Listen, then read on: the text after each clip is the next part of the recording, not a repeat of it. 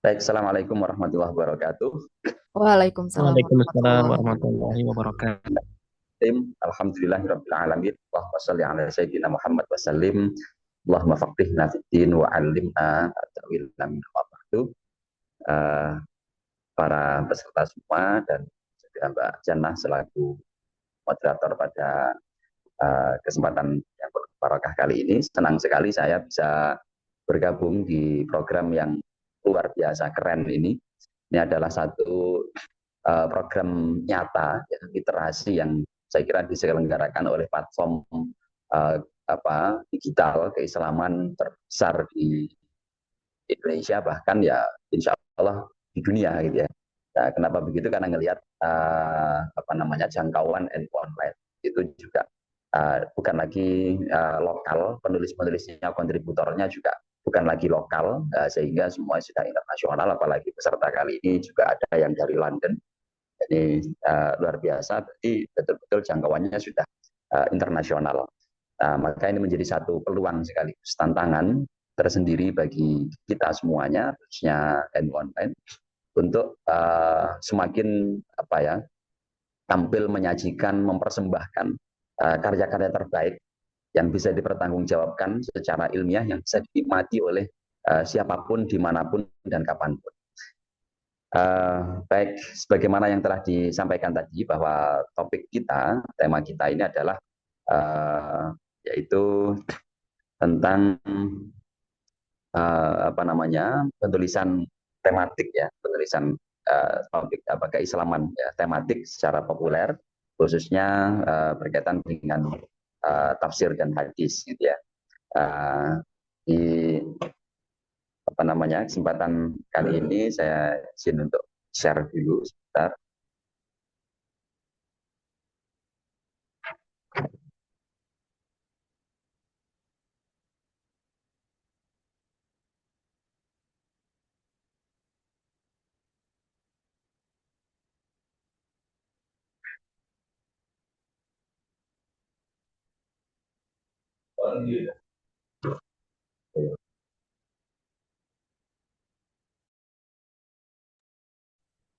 Uh, sudah kelihatan ya?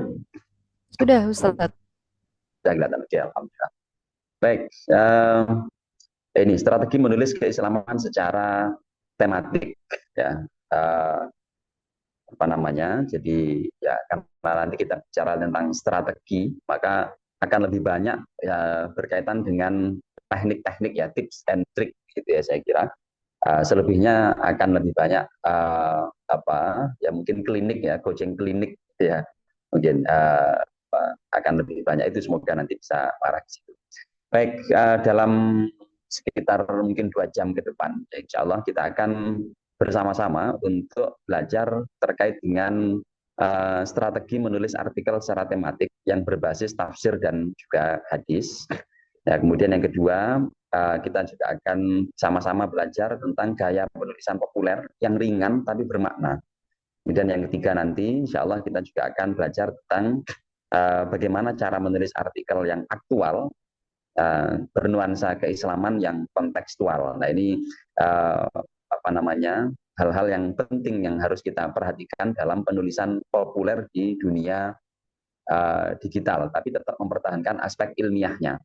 Ya, tentu ini berbeda sekali dengan penulisan yang akademik, karya-karya akademik yang cenderung sangat formal, normatif, gaya bahasanya juga kaku, mengingat segmentasinya, ya, pasarnya, pembacanya yang disasar itu hanya kalangan akademisi, ya, sehingga gayanya formal sekali, tidak banyak orang bisa cocok ya, dengan gaya itu, khususnya untuk generasi hari ini, Gen Z ya. Tapi bukan berarti Gen Z itu tidak bisa menulis atau membaca karya tulis akademik ya, bisa saja, tapi umumnya yang paling banyak di dunia digital, khususnya di platform-platform yang berbasis web, media-media seperti online, tentu kurang pas, kurang tepat kalau misalnya menggunakan gaya bahasa penulisan akademik, ya, ilmiah akademik. Nah, kali ini di media-media online pastinya menggunakan gaya populer, ya, pop, gaya pop gitu ya, gaya populer. sehingga bisa dinikmati oleh siapapun meskipun dia bukan seorang akademisi. Baik, kita untuk menguatkan apa namanya ya komitmen kita, semangat kita dalam menulis secara tematik, ya, perlu kiranya untuk kita ketahui terlebih dahulu ya apa itu penulisan tematik ya, dan juga kenapa harus menulis secara tematik. Ada banyak model penulisan, tapi kita memilih yang tematik. Nah, itu kenapa? Baik, yang pertama terkait dengan apa itu karya tulis ya tematik, yaitu menulis ya sederhananya begini, ya, menulis berdasarkan tema. Nah, lalu apa itu tema? Kita uh, berbasis tema, berdasarkan tema, lalu kemudian kita perlu untuk tahu apa itu tema. Kita rujuk pada definisi yang standar di Indonesia, yang hal ini ditetapkan melalui KBBI atau PUEB untuk sekarang. Nah, itu adalah ya, pokok pikiran. Jadi kita menulis itu berdasarkan pokok pikiran. Pokok pikiran kita itu apa?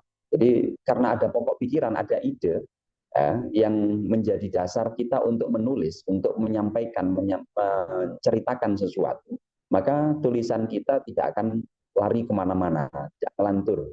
Dan namanya pikiran itu pasti ada ide yang genuine, yang origin dari kita, dari kita sang penulis. Makanya penulisan tematik itu ya cenderung sekali untuk menggambarkan pemikiran murni pemikiran penulisnya. Beda dengan penulisan-penulisan lain, kadang tidak menggambarkan idenya penulis, tidak menggambarkan seperti menulis biografi misalnya. Nah, menulis biografi itu tidak menggambarkan idenya penulis ya. Ya, kalaupun ada peran idenya penulis, tapi tidak dominan di situ. Sehingga yang digambarkan fokusnya adalah pada objek yang dituliskan, yaitu biografi sosok yang ditulis, atau diary, gitu ya, catatan harian dan sebagainya, atau apa namanya mungkin karya-karya termasuk karya-karya akademik yang itu juga kadang menggunakan apa ya, tidak sepenuhnya menggunakan pokok pikiran penulisnya, karena dia harus menggunakan perspektif orang lain. Misalnya kayak begitu. Metode yang dipinjam dari orang lain. Isu-isunya juga isu-isu yang mungkin sudah diangkat oleh orang lain, meskipun nanti dituntut untuk menemukan novelty, kebaruan. Nah, dalam penulisan tematik di sini karena populer, kita cenderung kepada pokok pikiran kita itu apa. Makanya penting sekali untuk menyiapkan tema, menyiapkan pokok pikiran kita. Kita mau menulis apa? Nah, itu yang dispesifikkan. Kita punya ide apa dalam tulisan itu, topik itu yang kita tawarkan. Jadi menulis berdasarkan gagasan utama atau berdasarkan pokok pikiran kita selaku penulis. Yang mana tema itu tadi, pokok pikiran itu digunakan sebagai landasan dalam mengarang, menulis atau menciptakan karya apapun. Gitu ya. Jadi ada temanya. Tema itu nanti yang mewarnai tulisan kita, mewarnai ide kita, gagasan kita mau menawarkan apa. Nah, itu upayakan muncul di situ. Kita mau menyampaikan apa itu muncul. Misalnya temanya moderasi, gitu ya, moderasi beragama. Ini kan luas sekali. Itu sudah tema itu, moderasi beragama itu sudah tema. Tapi sangat luas sekali. Nah, perlu dispesifikkan dengan satu ide kita, pokok pikiran kita. Moderasi beragama itu kayak apa? Yang kita mau tawarkan itu model seperti apa? Oh, misalnya model ngopi, moderasi beragama. Kita menawarkan pikiran, pokok pikiran berupa moderasi beragama dengan pendekatan ngopi, gitu ya. Maka misalnya ada orang-orang yang kita atau terindikasi atau terpapar radikalisme misalnya, ya kita ajak ngopi ya, dengan pendekatan yang kita tawarkan tadi, yaitu pendekatan ngopi. Misalnya begitu. Nah, sehingga kita perlu jelaskan di situ. Tulisan kita fokus pada tema kopi dalam rangka deradikalisasi misalnya. Dalam rangka kampanye moderasi beragama, tapi pendekatannya kopi. Nah, ini tematik yang populer ya seperti itulah kira-kira ya gambaran. Kemudian kenapa kita harus menulis tematik atau masih berkaitan dengan gaya tematik itu seperti apa, yaitu semua aspek dalam tulisan mulai dari isinya, bahasanya hingga gaya ya itu diatur dan dikembangkan berdasarkan tema yang telah dipilih.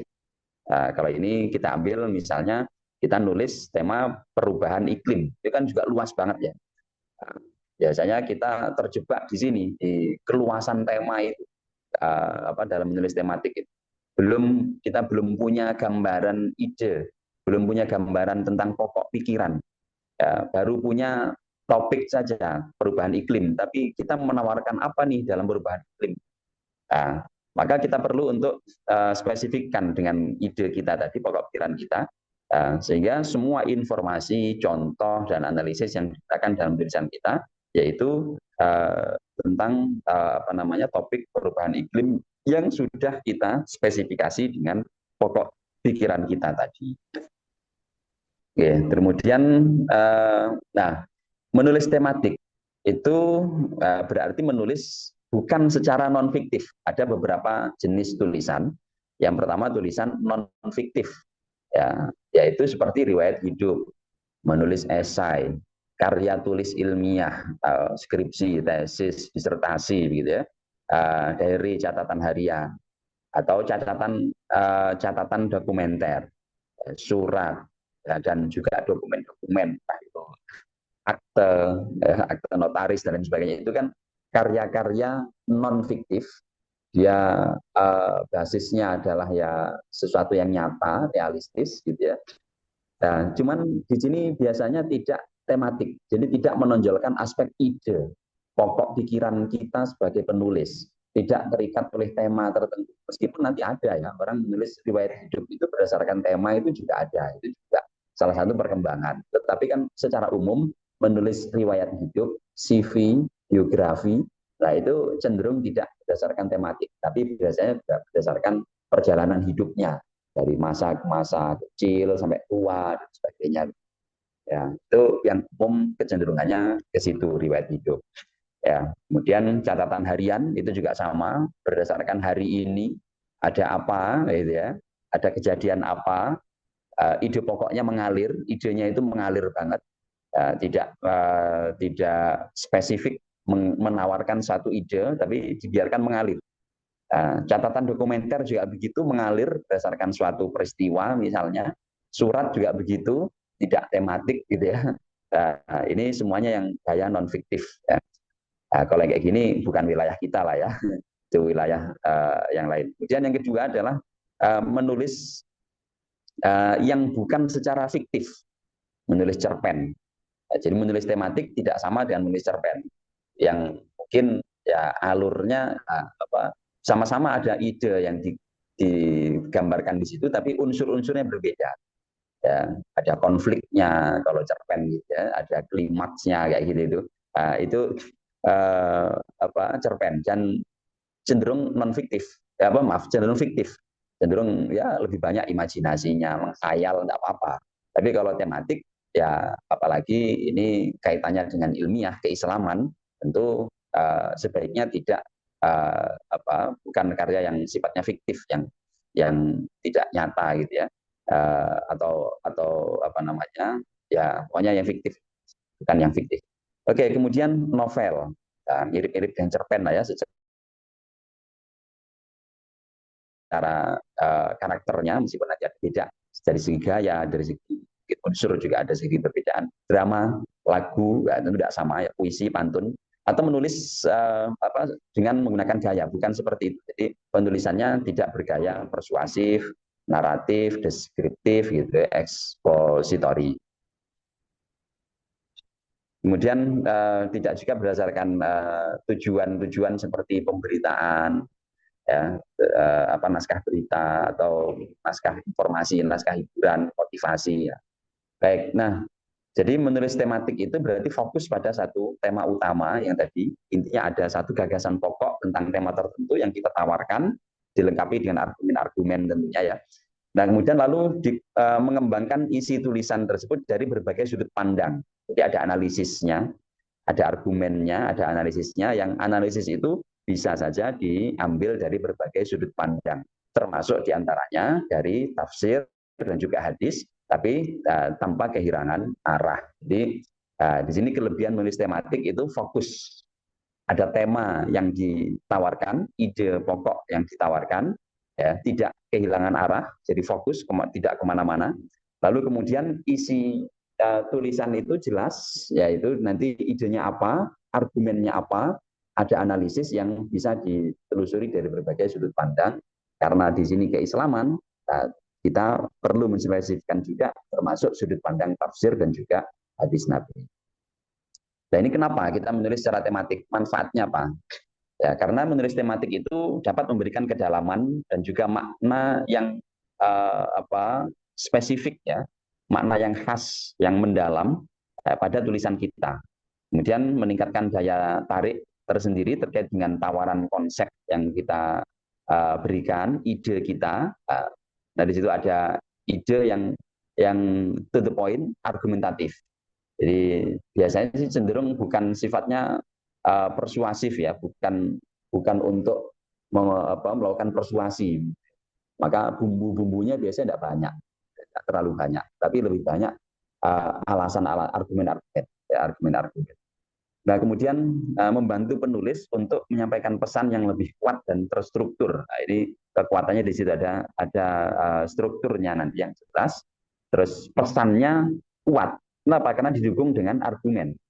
Didukung dengan, kalau di sini bahasanya karena tadi kita spesifik berbasis tafsir dan juga hadis, berarti argumen di situ juga tidak lepas dari ayat Al-Quran dan juga hadis Nabi. Nah sehingga pesan itu menjadi kuat karena argumennya sangat kuat dalam tradisi keislaman. Kemudian temanya itu berfungsi sebagai inti dari sebuah karya tulis.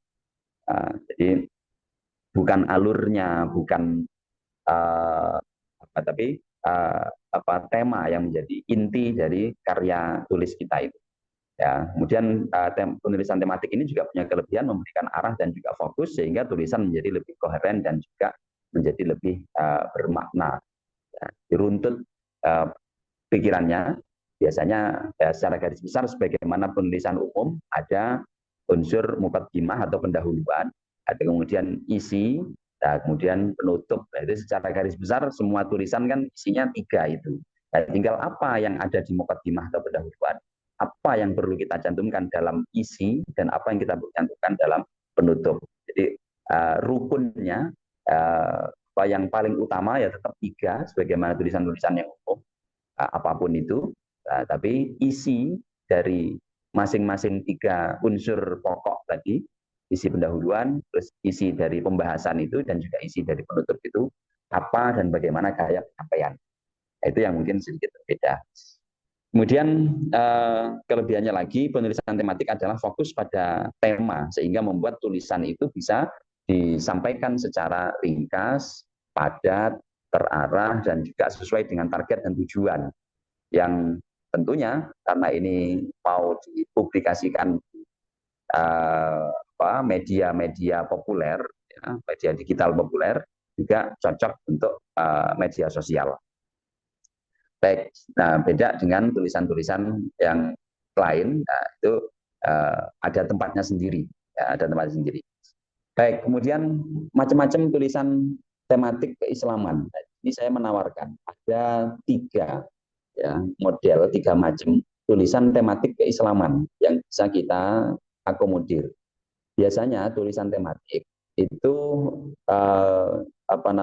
satu menawarkan konsep, berguna untuk menawarkan konsep.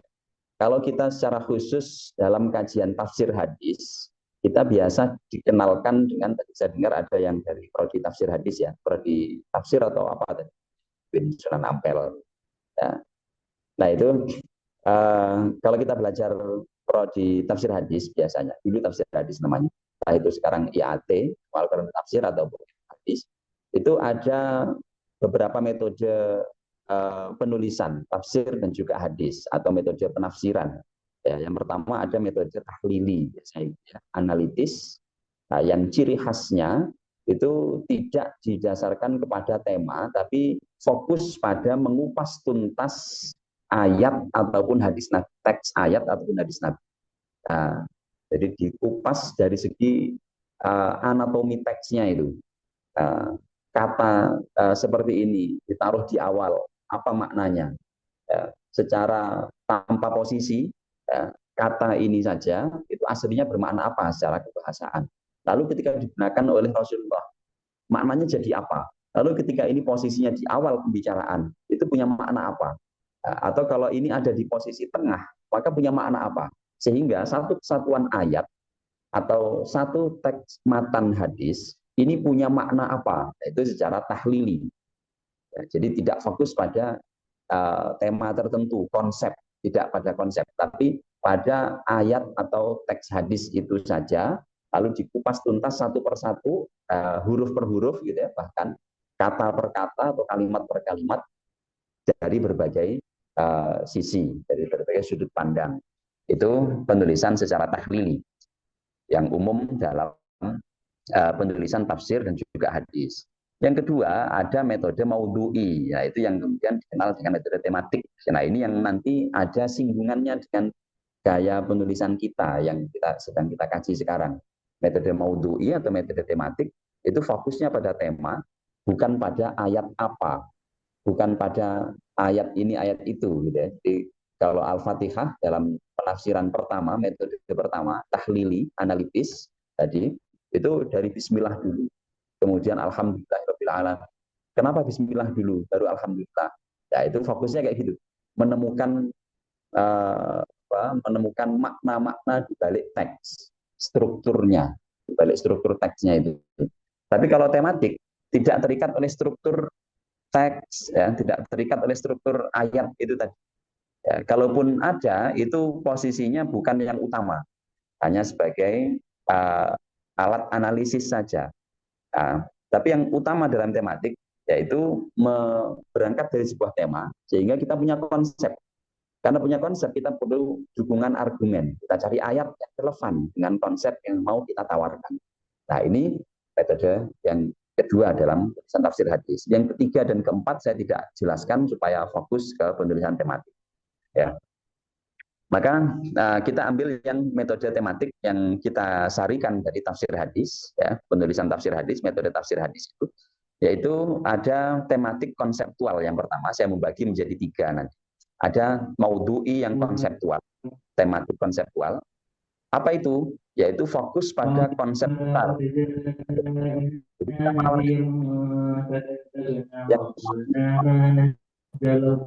adil, konsep adil. Adil sendiri kan macam-macam. Ada adil dalam hukum, adil dalam sosial, kehidupan sosial, tidak sama.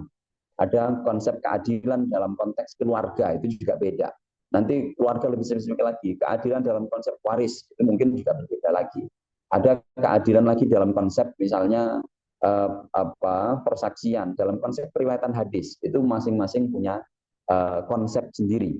Nah, sehingga konsep adil, nah, kita ingin mencari konsep adil. Nah, dalam hal apa itu kita tentukan. Jadi semakin dispesifikkan semakin bagus. Kalau hanya adil saja, ya untuk tulisan populer terlalu luas. Ya, tidak mungkin bisa kita tulis dalam tulisan populer untuk media digital, media sosial hari ini. Jadi harus spesifik banget. Kemudian sabar juga macam-macam, masih terlalu luas. Perlu ini sudah fokus, tapi perlu kita fokuskan lagi karena tulisan kita populer tadi, segmennya orang umum. Sabar dalam hal apa? Sabar dalam hal perjodohan, itu sudah beda lagi. Dengan sabar menghadapi musibah, sabar dalam hal ketaatan, gitu. Sabar dalam rumah tangga, sabar dalam belajar, itu sudah berbeda. Itu pun nanti perlu dispesifikan lagi. Nah, karena sekali lagi fokusnya adalah pada pikiran pokok. Kita punya pikiran apa sih, gitu ya, tentang sabar? Kita punya pikiran apa sih tentang syukur? Nah, sehingga tema syukur itu, tema sabar, syukur, adil, ukhuwah itu tidak dibuat luas sekali, terlalu umum, sehingga kalau dikhutbahkan, kalau dituliskan itu kemana-mana. Jadi fokus nanti. Syukurnya pelajar itu berbeda dengan syukurnya karyawan, misalnya. Jadi langsung fokus. Sasaran kita siapa? Saya ingin menyasar para karyawan. Oke, syukurnya karyawan itu kayak apa? Karyawan pun nanti ternyata menurut kita itu berbeda-beda. Ada karyawan pabrik, gitu ya. Ada karyawan yang bukan pabrik, itu cara bersyukurnya bisa jadi berbeda. Nah, maka kita tawarkan lagi yang ada ide pokok yang sangat spesifik yang kita tawarkan. Nah, ukhuwah persaudaraan luas sekali. Kalau kita bicara konsep dalam tulisan populer tidak cukup. Kalau karya akademik nulis disertasi mungkin bisa saja karena di situ kita bisa tidak dibatasi oleh jumlah kata dan sebagainya gitu ya. Bahkan semakin mendalam, semakin luas, semakin bagus. Tapi kalau dalam tulisan populer, nah ini perlu untuk dispesifikkan lagi. Ukhuwah itu banyak sekali. Nah, maka kita misalnya, dari ukhuwah itu persaudaraan, nah itu nanti ada persaudaraan sebangsa setanah air. Sebangsa setanah air pun masih perlu dikerucutkan lagi.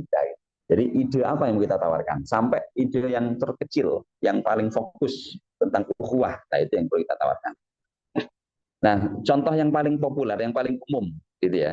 Misalnya, dalam penulisan tematik, gayanya itu adalah gaya seperti ini. Makna sabar dalam perspektif Al-Quran dan hadis. Ini masih umum banget ya. Masih umum banget. Makna sabar dalam perspektif Al-Quran dan hadis. Itu sudah tematik. Kalau misalnya kita menulis dalam untuk kebutuhan disertasi, makna sabar dalam bahasa Al-Quran dan hadis mungkin sudah cukup lah ya, sudah bisa diterima karena tematik untuk kebutuhan akademik disertasi pula yang harus luas dan mendalam. Nah, tapi untuk tulisan populer jangan terlalu luas, sulit itu nanti ditangkap orang, atau kalaupun ditulis dan berhasil itu akan terjadi penyempitan makna. Akan ada apa namanya apa ya makna yang apa itu menjadi lebih sempit ya gara-gara kita persempit dengan tulisan kita, judulnya luas gitu. Nah, tapi kita spesifikkan lagi ya dengan ada makna yang terdistorsi gitu ya. Nah, kalau kita tidak spesifikkan dengan judul misalnya bukan pasrah tapi tangguh. Jadi kita pengen menegaskan dari konsep sabar dalam Al-Quran dan hadis secara sangat spesifik pada kata sabar itu tangguh, bukan pasrah. Nah, jadi kita tidak ngomong lagi tentang sabar yang dalam berbagai situasi kondisi, tapi kita ingin menyorot aspek ide pokok kita, ketangguhannya. Sabar itu tangguh, bukan pasrah. Jadi kalau dipukul orang, terus diem saja, nangis, ya, pasrah, ya udahlah nasibku emang kayak gini, terima aja. Nah itu bukan sabar. Jadi kalau tangguh, nah, beda lagi bisa. Ya, oke, ini hak saya. Ini orang perlu diberi pelajaran, orang perlu diedukasi. Maka saya meskipun tidak mau balas, tapi saya tangguh, saya akan bangkit supaya anak ini tidak mukul lagi, gitu ya, supaya orang ini tidak mukul lagi. Misalnya kayak jadi ada sesuatu yang buat kita bangkit dari kondisi yang tidak enak. Nah, misalnya itu yang kita tawarkan berarti ide pokok berupa apa? Ketangguhan dari sabar itu. Nah, tematik konseptual ini ya itu berguna, cocok untuk siapa biasanya? Segmennya untuk para pembaca yang ingin pendalaman tentang makna-makna dalam ajaran Islam, makna-makna konseptual dalam ajaran Islam. Kalau kita belajar keislaman kan tentu luas sekali, tema-temanya banyak. Kita pengen makna yang sangat mendalam dalam ajaran Islam. Nah ini pentingnya tulis tematik. Oke, itu jenis pertama. Jenis kedua, tematik kontekstual. Ya, ini saya mengklasifikasikan jadi 3 tadi, tawaran dari saya, yaitu adalah tematik kontekstual.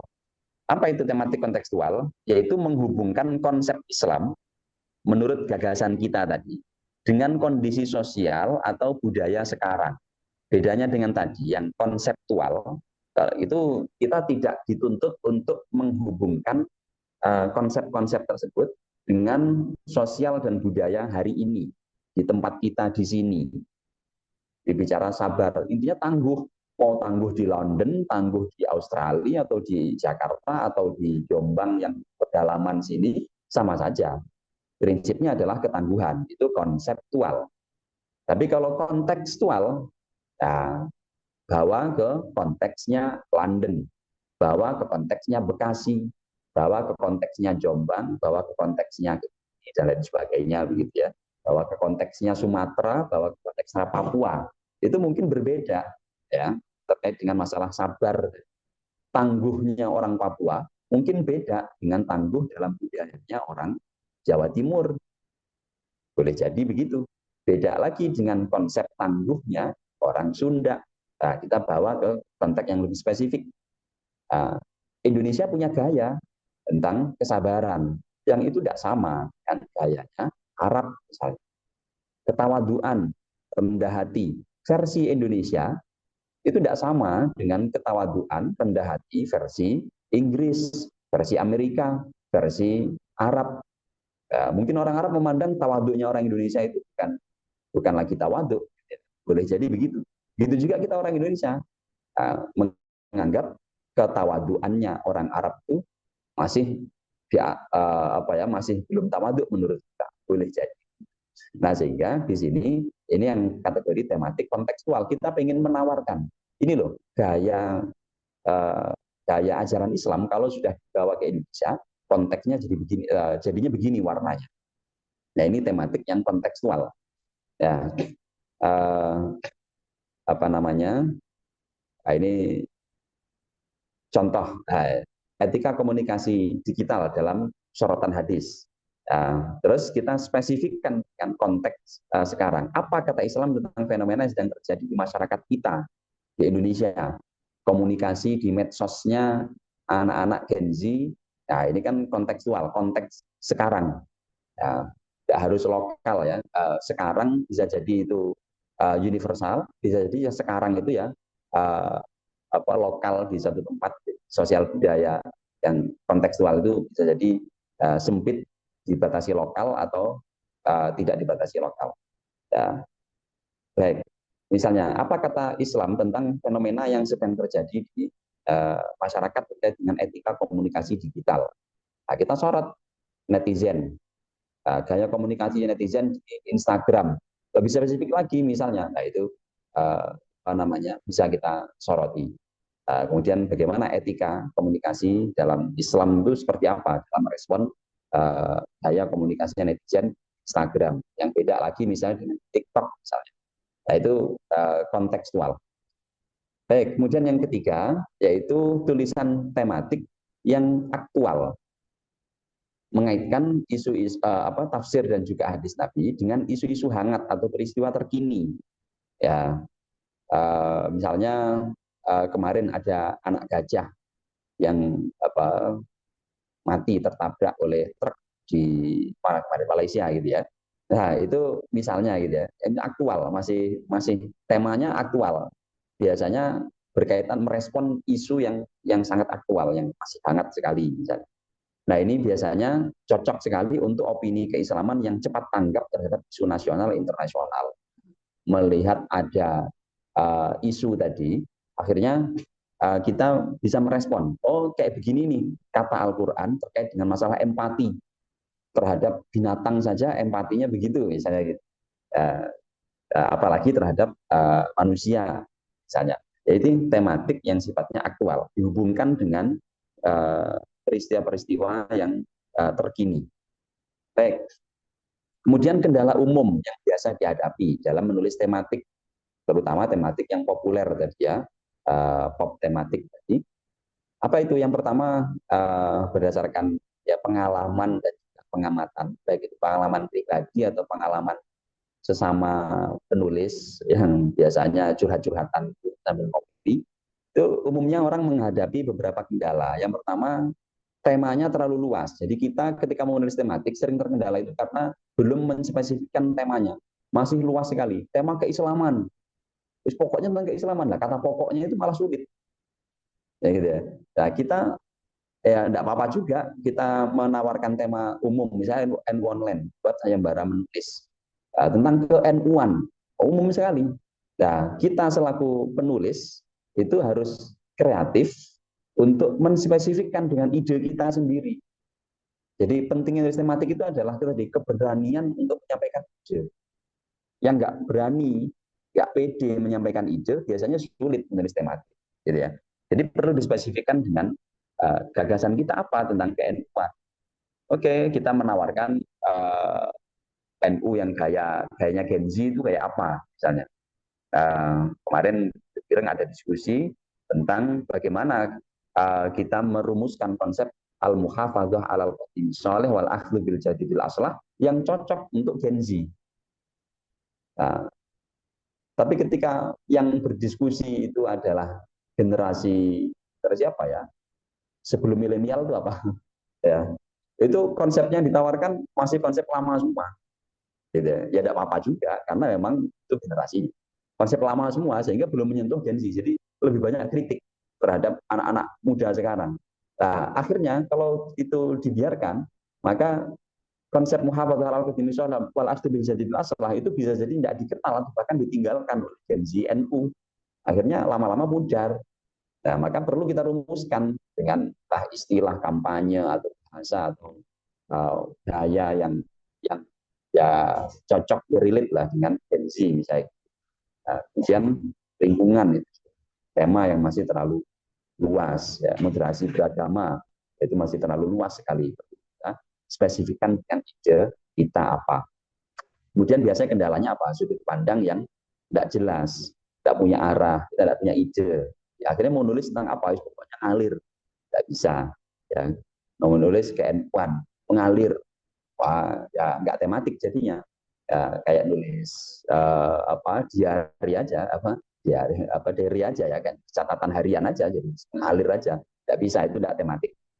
Nulis lingkungan, mengalir ya tidak tematik. Baik, jadi harus punya sudut pandang yang jelas, atau punya arah yang jelas, punya ide yang jelas, atau temanya usang biasanya. Wah udah banyak yang nulis ini. Tidak ada kontekstualisasi. Usang itu gambarannya apa? Tidak ada kontekstualisasi, tidak ada aktualisasi, tidak ada konseptualisasi. Nah, jadi supaya tidak usang, tadi tawaran saya tadi, tawaran kami tadi ada 3 tadi itu, lakukan kontekstualisasi biar tidak usang, atau lakukan aktualisasi. Ya. Konsep tema yang kita usung boleh jadi tidak usang, gitu ya. Temanya tidak usang. Ya, kita ingin mengusung itu supaya menarik, ya, supaya tidak usang. Apa? Kita lakukan aktualisasi. Ya, tema empati.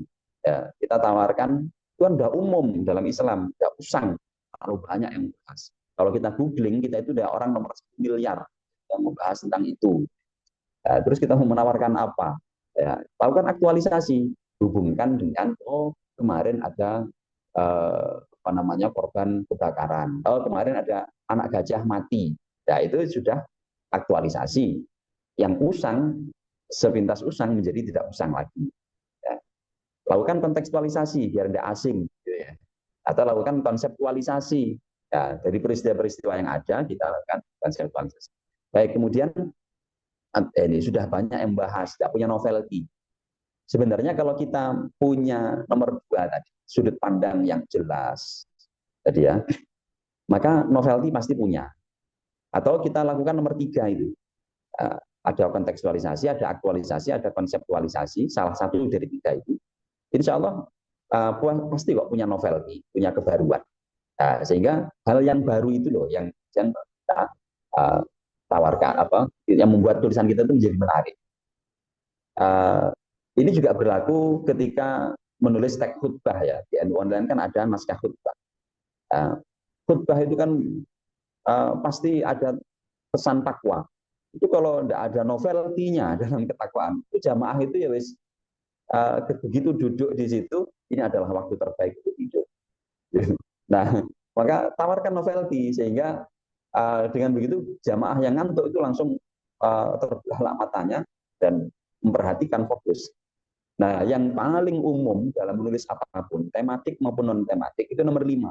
Bingung mulai dari mana? Ya, nah ini nanti ada tipsnya, ada triknya. Bingung mulai dari mana? Tulis saja, saya bingung mulai dari mana. Saya harus melakukan apa sampai ketemu. Itu nanti cara mengawali ketika betul blank, bingung mau mulai dari mana. Ketika betul-betul tidak punya ide, tidak punya apa-apa. Baik, kemudian berikutnya metode tafsir dan hadis tematik ya secara maudhu'i. Bagaimana metodenya? Jadi agar tulisan kita yang tematik itu bisa diterima di media online, ya bisa diterima dengan baik dalam artian pembaca itu tertarik, juga tidak mengambang. Maka kita bisa menggunakan beberapa pendekatan ilmiah, tapi yang sudah disederhanakan. Jangan diambil mentah-mentah metode ilmiah yang akademis yang ada di kampus itu nanti tidak menarik lagi, harus disederhanakan. Apa itu metode tafsirnya? Bagaimana alurnya, metodenya? Ya, tafsir tematik, tafsir maudhu'i, pertama kita pilih itu. Yang pertama ambil satu tema, lalu cari semua ayat yang relevan. Ya, setelah kan tidak mungkin kita menulis semuanya, pilih. Ya, setelah mencari tema-tema ayat-ayat yang relevan, pilih yang paling cocok sesuai dengan ide kita. Milihnya jangan banyak-banyak, satu maksimal tiga lah ya, karena populer tulisan kita. Pilih satu maksimal tiga yang betul-betul paling relate, ya paling relevan dengan ide yang mau kita tawarkan. Bukan pasrah, tapi tangguh. Dari sekian banyak makna sabar, makna yang pasrah-pasrah itu jangan ditampilkan. Ya, cukup di spill saja. Ada makna lain memang pasrah, tapi yang lebih utama dari itu adalah ketangguhan, sebagaimana dalam ayat nomor 1, nomor 2, nomor 3. Ya. Nah, kalau ada yang lain lagi, cukup di spill. Masih ada beberapa ayat lain yang bisa dijadikan ini, misalnya ayat ini cukup spill saja. Baik. Kemudian lihat bagaimana tema itu dibahas dalam konteks yang berbeda. Nah, kemudian karena kita punya ide ayat tadi perlu untuk kita posisikan. Nah, ini yang paling menantang itu di sini, yang paling sulit, yang butuh butuh argumen kuat, butuh argumen, butuh kreativitas, inovasi, keberanian terutama sekali. Itu adalah bagaimana meletakkan suatu ayat pada konteks tertentu. Nah, itu yang paling paling menantang. Misal tema keadilan, kita cari ayat-ayat yang berbicara tentang keadilan sosial, keadilan hukum, keadilan dalam keluarga. Ya, kita bicara tentang keadilan. Misalnya fa in khiftum alla ta'dilu fawahidah, misalnya gitu. Di situ ada kata adil. Nah, terus kita mau kontekstualisasikan dalam konteks keadilannya tokoh yang memamerkan poligaminya di medsos. Nah, misalnya gitu. Bagaimana sisi keadilannya? Nah, misalnya. Jadi meletakkan topik itu, meletakkan ayat itu kepada konteks yang spesifik. Ini yang paling menantang. Yang butuh keberanian, butuh argumen kuat.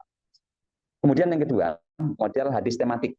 Sama seperti tafsir sebenarnya. Kita perlu mengumpulkan hadis-hadis yang relevan dengan tema yang sudah kita tentukan, kita pilih. Jadi berangkatnya harus dari tema, bukan dari ayat. Kalau ayat tadi berarti tahlili. Kemudian perhatikan konteks kemunculannya, bedanya di sini.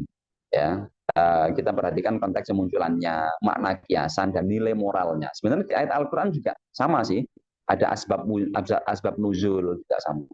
Nah, tapi intinya adalah kita ambil nilai moral. Cara untuk mengkontekstualisasikan adalah mengambil nilai moralnya yang ada di dalam ayat. Baru bisa kita kontekstualisasikan. Mengontekstualisasikan itu kalau basisnya adalah lafaz atau teks atau redaksi, itu sulit. Bisa, tapi sulit. Butuh kecerdasan tersendiri untuk mengontekstualisasikan. Yang paling enak adalah kita harus mampu menangkap pesan moralnya, nilai moral dari ayat dan hadis itu, lalu letakkan pada konteks yang berbeda, konteks hari ini. Misalnya, menghargai perbedaan. Lalu kita mencari hadis tentang toleransi atau adab perbedaan dalam berpendapat. Kita bicara menghargai perbedaan, mungkin tidak ketemu ayatnya, hadisnya. Tapi kita menemukan misalnya cara Rasulullah berdialog dengan musuhnya, berdamai dengan orang yang memeranginya. Nah, misalnya bagaimana? Nah, kita tangkap nilai moralnya, pesan moralnya dari hadis itu. Baru kemudian kita letakkan pada konteks hari ini. Dia nggak bisa menghargai perbedaan. Ketika berbeda pendapat, sudah langsung dicap bahwa kamu itu salah, kamu itu sesat, kamu itu kayak gini dan seterusnya. Nah, itu kita ambil pesan moralnya dari hadis Rasul, kemudian kita letakkan pada situasi hari ini, konteks hari ini. Tapi kalau ada yang memang secara tekstual itu sudah cocok dengan situasi kita hari ini, nah itu lebih enak lagi. Ya.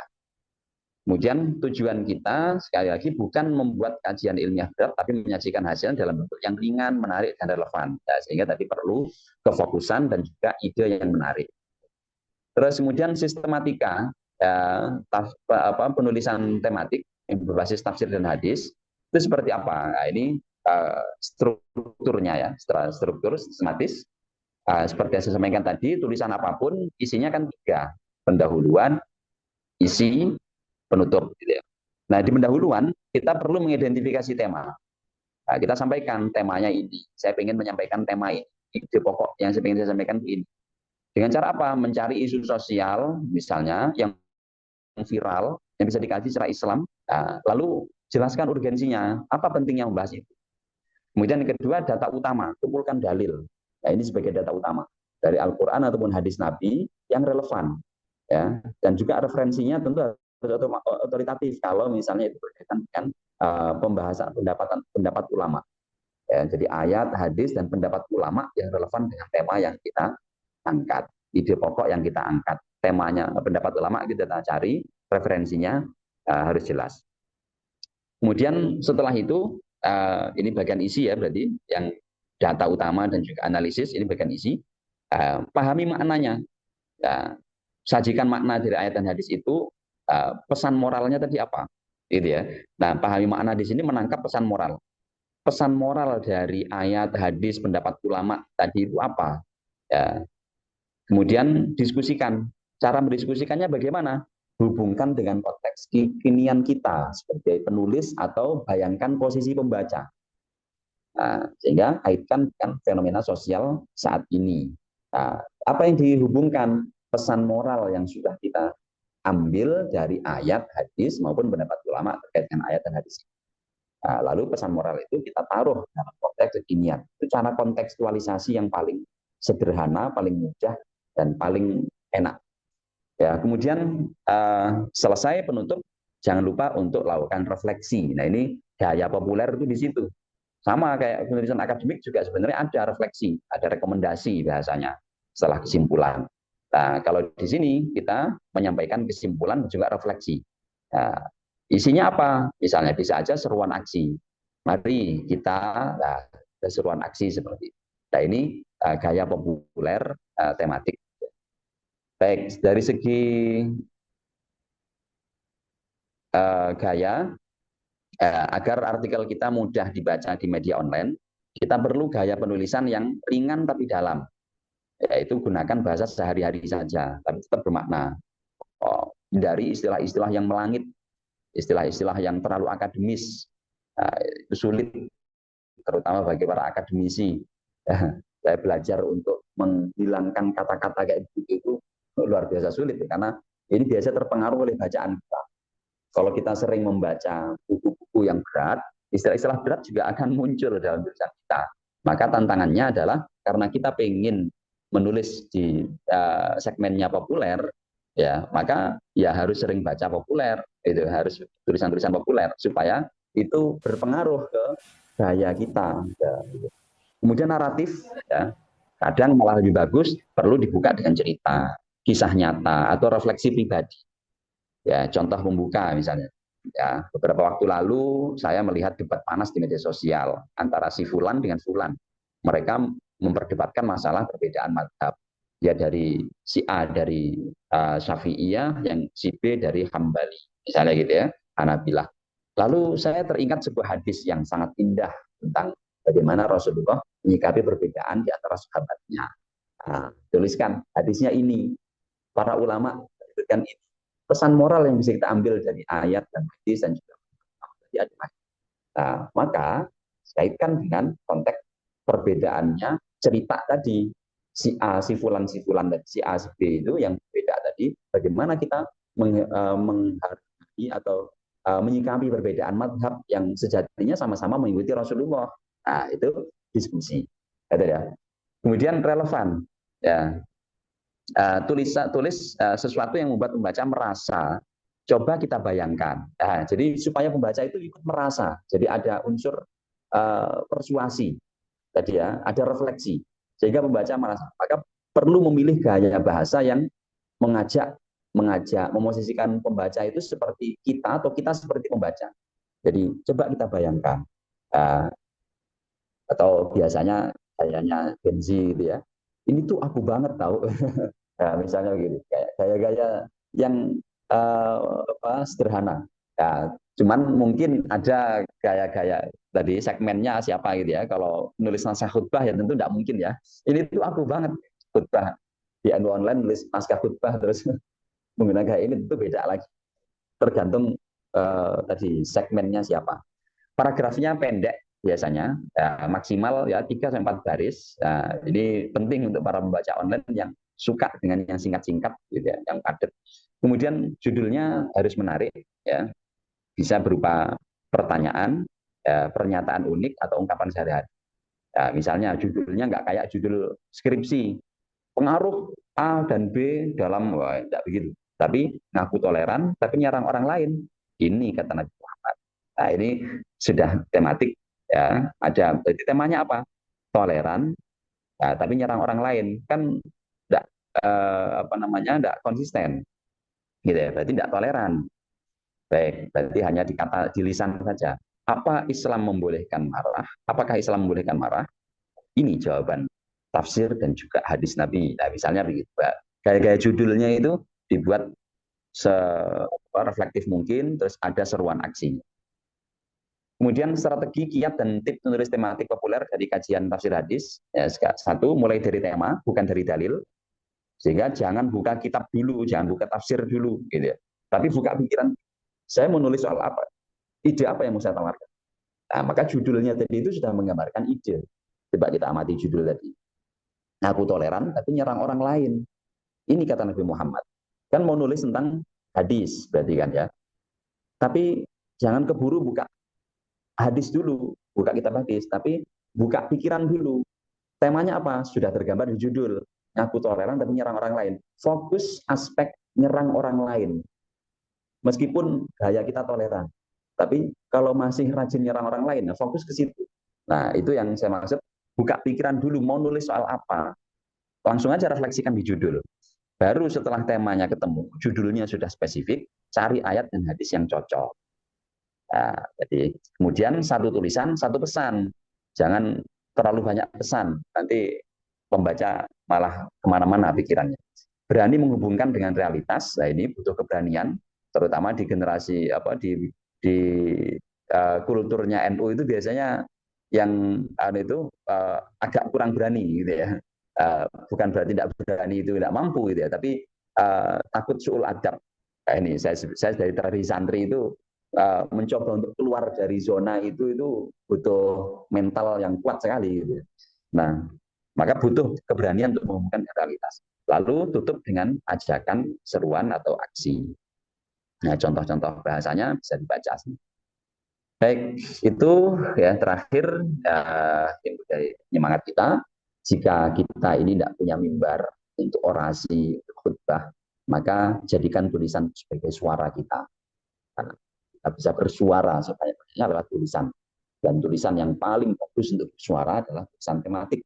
Tadi menawarkan konsep, konsep itu kontekstual dan juga aktual. Ada seruannya, ada aksinya. Persis seperti khotib-khotib. Tapi kan kalau jadwal khotib kan tidak mungkin 80 orang di sini jadi khotib semua. Gitu ya. Pasti yang 85 itu jadi pendengar, sayalah khotibnya gitu ya. Satu orang gitu. Nah, maka yang lain bisa. Menulis artikel tematik itu seperti meracik nasi goreng. Ya, temanya itu nasinya, jadi tema itu bahan pokoknya, nggak ada nasinya nggak jadi nasi goreng. Nah, tafsir dan hadis serta kaul ulama itu adalah bumbunya, realitas sosial itu adalah toppingnya. Jangan terlalu banyak topping, nggak enak nanti. Ya, kemudian gaya penulisan adalah cara kita menyajikan ke pembaca. Kayak jualan nasi goreng lah ya. Begini pernah punya pengalaman menyajikan nasi goreng lah. Nah, kemudian menulis itu soal keberanian dan latihan. Jadi harus punya mental dan juga harus latihan. Tanpa latihan, makanya tanya satu persatu, latihannya bagaimana? Mulai saja dari satu tema yang kamu pedulikan. Jadi yang paling enak kita peduli dalam masalah apa. Kalau kita tidak peduli mau menulis tema itu, jadi, lalu ajak membaca merasakannya lewat.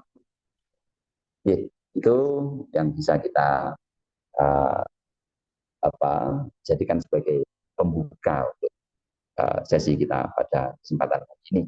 Loh, kalau ada yang sampaikan, kalau saya kembalikan kepada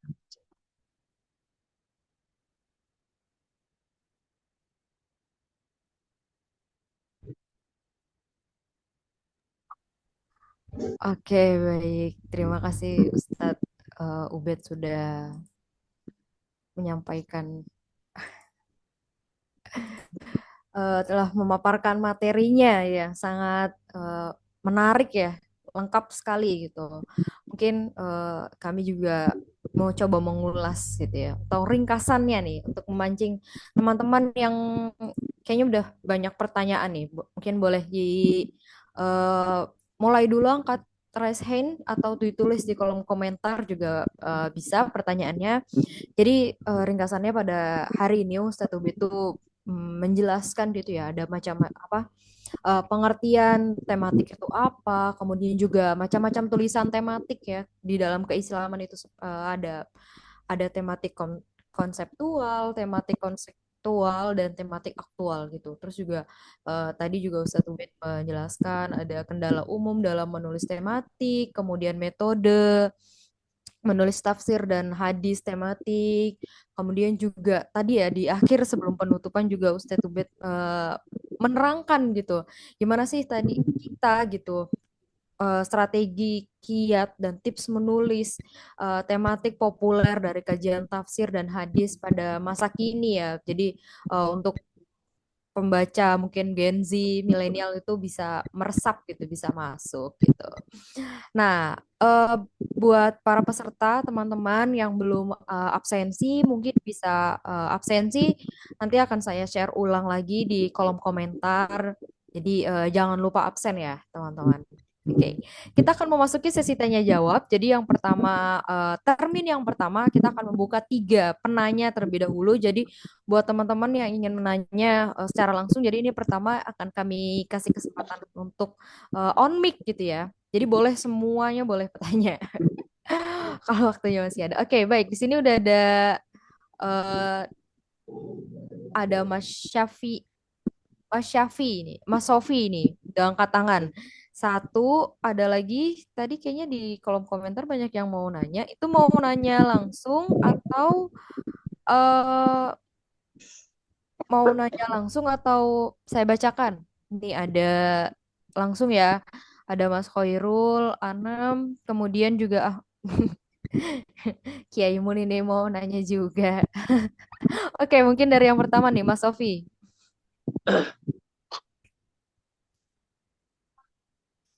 Mungkin boleh on mic ditanyakan langsung. Ya, terima kasih. Assalamualaikum warahmatullahi wabarakatuh. Waalaikumsalam warahmatullahi wabarakatuh. Dr. Mbak Jana dan pemateri Baik Hasbullah. Dari pemaparan barusan yang sangat menarik dan memuat banyak daging menurut kami ya. Ada beberapa ketertarikan, Mbak, yang masih janggal di benak kami, yaitu tentang pengumpulan ayat ketika nanti, apa nggih? Ketika sudah terkerangka subtema dalam penulisan tafsir tematik tersebut. Apakah di setiap subtema itu harus ditampilkan ayat yang serasi? Misal gini, kalau saya buat kerangka kajian bertamasya dalam perspektif Islam itu kan terlalu global. Kemudian kerangka atau subtemanya itu satu tadabbur, dua mengambil iktibar dari kejadian-kejadian kelam lah kayak gitu. Nah, ini yang lebih menarik, apakah fokus pada satu kajian saja, tadabbur, dan yang kedua mengambil iktibar. Nah, kalau mau dibahas semua, apakah setiap sub itu dikasih ayat-ayat yang relevan kayak gitu. Dan runutnya, Mbak, setelah dikasih ayat per bab atau subtema itu nanti setiap ayat itu apakah harus dijelaskan kayak gitu. Itu yang masih belum kami pahami. Terima kasih. Oke. Assalamualaikum Waalaikumsalam warahmatullahi wabarakatuh. Oke, baik. Mungkin sekalian ya Ustadz ya, ini ada eh, Mas Khairul Anam mau bertanya langsung. Silakan Mas. Tes, tes. Masuk, Mbak Jana. Masuk. Ya. Assalamualaikum warahmatullahi wabarakatuh. Waalaikumsalam warahmatullahi wabarakatuh. Waalaikumsalam. Izin bertanya, Kiai. Eh, Tadi saya menyimak berkaitan dengan sistematika penulisan tematik. Itu kan tadi disebutkan ada kurang lebih ada 5 lah. Dari mulai tasawur masalah, kemudian ada lagi ayat yang harus disantumkan, kemudian analisisnya sampai kepada diskusi dan terakhir refleksi. Itu eh, terus terang dari awal apa namanya ya, saya mengikuti latihan kepenulisan ini, saya mengalami kesulitan di diskusi ya. Jadi ibaratkan tadi ya, mau bikin nasi goreng, saya bingung cara masaknya itu ya. Bahan sudah ada semua, bumbu sudah ada, cuma itu saya belum bisa gorengnya ya. Artinya eh, misalkan ayat sudah ada, kemudian syarahnya sudah ada, cuma ketika sampai di bab diskusi itu kan tadi dianjurkan untuk menghubungkan antara bahan-bahan yang sudah ada tadi dengan konteks sekarang. Itu yang saya masih mengalami kesulitan. Mungkin perlu minta tolong dijelaskan kira-kira ketika sampai di situ kira-kira apa saja yang perlu atau yang khusus yang perlu dicantumkan ya. Kalau eh, sepengalaman saya mencoba begitu, itu akhirnya timbul tulisan lebih panjang lagi ya. Nggak bisa ringkas dan nggak bisa singkat. Misalnya eh, ayatnya kemudian dan penjelasannya dicantumkan lagi bolak-balik lagi. Kemudian konteks sekarangnya akhirnya kembali ke pengen menjelaskan di tasawur lagi. Akhirnya nggak sampai-sampai. Akhirnya kesimpulannya juga muter-muter lagi. Gitu ya. Itu sih yang mau saya tanyakan. Terima kasih. Oke, baik. Terima kasih, Mas Khairul Anam. Satu lagi ya, Ustadz. Ini dari Kiai Mun ini mau bertanya ini. Bagaimana? Alhamdulillah. Salam kenal Kiai Ubaidi Hasbillah. Oke. Eh, di NU Online itu memang ada beberapa ya ada kanal hadis sendiri, kemudian tafsir juga sendiri. Nah, yang tafsir ini sedang mengarah ke penulisan tafsir tematik. Cuma tadi yang saya agak perlu saya tanyakan itu ini berkaitan dengan penulisan tafsir tematik populer ini apakah secara prinsip itu memang berbeda dengan penulisan tafsir tematik yang sifatnya akademik. Yang saya tahu itu kalau yang di teori tafsir-tafsir maudhu'i tematik eh, yang ada yang dikembangkan dari Mesir dan semisalnya itu kan justru fokusnya bukan pada pikiran kita, tapi fokusnya adalah pada ide yang ada di dalam Al-Quran. Satu contoh tentang sistem negara. Nah, kita nggak boleh dalam teori yang akademik itu, seperti Al-Khalidi dan semisalnya, kita nggak boleh bawa pikiran kita kemudian cari pembenaran melalui penafsiran kita terhadap ayat-ayat terkait tentang sistem negara, upamanya prinsip Shuro. Sehingga Al-Khalidi menyatakan bahwa sistem demokrasi itu ya produk Barat, kafir dan yang lain sebagainya, dan itu diklaimnya sebagai ya penafsiran ide Al-Quran seperti itu. Nah, seperti kalau penjelasan jenengan tadi, ini kayaknya kok lebih ke fokus pada pikiran kita. Satu itu. Kemudian ya saya kira itu sajalah yang paling penting itu saya masih bingung. Nah, saya kembalikan kepada Mbak Jana. Oke, baik. Ini tiga penanya terlebih dahulu ya. Para peserta setelah ini akan dibuka lagi. Mungkin kepada Ustadz Ubaid, silakan Ustadz, boleh dijawab. Oke, terima kasih. Bagus sekali. Yang pertama dari Mas Sofi tadi ya, terkait dengan apa mengumpulkan ayat dan juga hadis tadi, apakah perlu di setiap subtema ya, harus ditampilkan ayat dan hadisnya. Sebenarnya kita sekali lagi kembali kepada hakikat dari model penulisan tematik yang kami tawarkan tadi, yaitu berbasis ide pokok pemikiran kita. Sehingga kalau tulisannya mau disetting agak panjang, sehingga bayangannya tadi ada beberapa subtema. Kayaknya kalau beberapa subtema itu berarti kayaknya tulisannya panjang. Ya boleh saja sih, boleh saja. Tapi jadi panjang misalnya.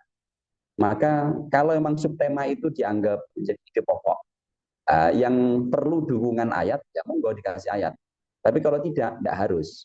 Karena dalam kajian tafsir tematik, ya, itu kan berarti sub-sub yang ada, subtema. Kalau misalnya temanya sudah spesifik, terus mau dibuat sub-sub lagi, berarti sub-sub ini kan sebagai pendukung saja sebenarnya, bukan gagasan utama kan. Sub-sub tema itu kan berarti sebagai gagasan pendukung. Nah, sebagai gagasan pendukung itu boleh saja dari ayat ataupun hadis, tapi yang tidak secara langsung berkaitan dengan ide pokok kita. Boleh jadi begitu. Terus kemudian yang kedua, ide apa yang ada dalam subtema itu karena sebagai pendukung tidak harus berupa ayat Al-Quran. Ya, tidak harus berupa ayat Al-Quran. Kan bisa saja pendapat-pendapat para ulama atau bahkan pengalaman-pengalaman di suatu budaya. Ya, jadi di budaya kita prakteknya itu seperti ini. Di budaya negara lain itu prakteknya seperti itu. Nah, misalnya begitu. Jadi itu menjadi subtema. Tapi kalau subtema yang dimaksud itu adalah ide pokok yang baru, nah itu nanti jadinya tulisan panjang. Masuknya ya tulisan akademik cocok. Tapi kalau tulisan populer ya jadi berseri-seri terlalu banyak. Nah, ketika berseri-seri sebaiknya yang berseri itu dimunculkan tetap yang namanya tetap dimunculkan ide pokoknya. Jadi meskipun berseri tidak apa-apa, ya, tapi berseri yang ada pokoknya. Misalnya seri 1 konseptualnya, seri 2 kontekstualisasinya, seri ketiganya aktualisasi. Nah itu boleh juga. Jadi setiap seri nanti menampilkan ayat daripada menjadikan seri-seri tersebut sebagai subtopik atau subtema. Gitu. Jadi tidak harus ya kalau memang sifatnya itu sebagai pendukung saja. Tapi kalau ternyata bukan sebagai ide pendukung, berarti ide pokok, sebaiknya dibuat seri. Nah, ini karena kita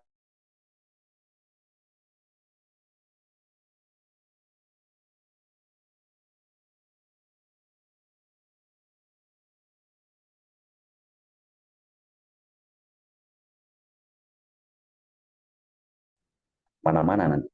Baik, kemudian yang kedua dari Mas Khairul Anam tadi terkait dengan sistematika yang paling menantang itu adalah diskusi.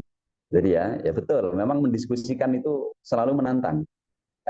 Kalau mengumpulkan data itu butuh keterampilan saja, gitu ya. Tapi kalau sudah mendiskusikan itu bukan hanya keterampilan, tapi keberanian.